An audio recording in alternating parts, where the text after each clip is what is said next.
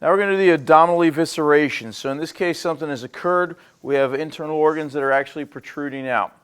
So to handle these, what we want to do is, if there's an excessive amount, we're literally going to take those and just set them up on top of what is physically there. All right.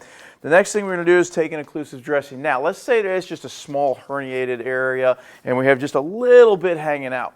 The idea is we don't want that to dry out. Okay, so if we don't want that, Maryland is a wet and dry state. You can do it either way, wet or dry. Okay, if it's a very small amount, we can dampen a like a 4x4 or something like that and put that around to keep it from dampening out, and then the rest of the process is the same.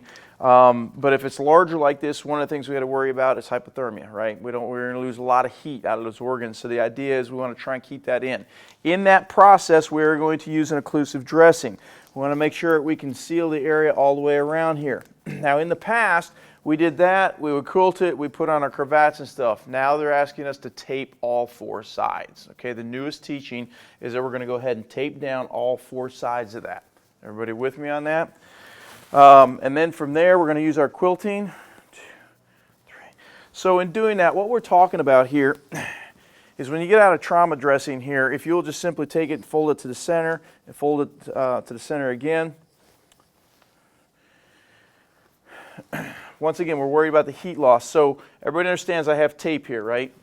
Okay, so from there, take the leading edge, the single edge, and we're going to place that toward the center and just put them together. Then from there, the other thing I'm going to do is I'm going to take this one a little wider, and I'm going to cover both of these, and what that does is creates what we call a quilt. And in doing so, we want to try and make sure we get this on the flanks too. All right, and we're going to try and maintain as much heat as we possibly can.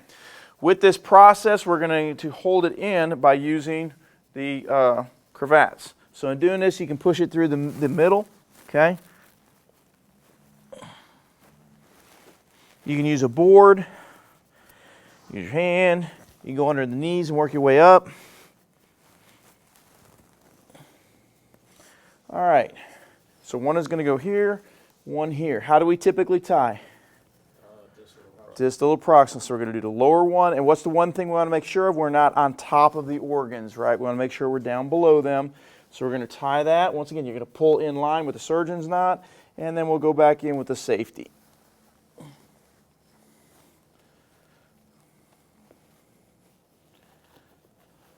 Okay. Then we're going to catch the top side of this. Come up just a little bit more.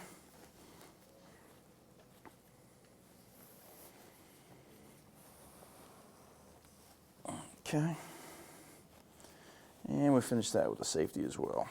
All right.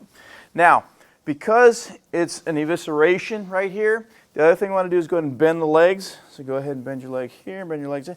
That helps take the pressure off to where it's not trying to pull more or push more of the internals out. Treat for shock, give them some oxygen if needed. Once again, treat the patient, not the number, and get them to definitive care.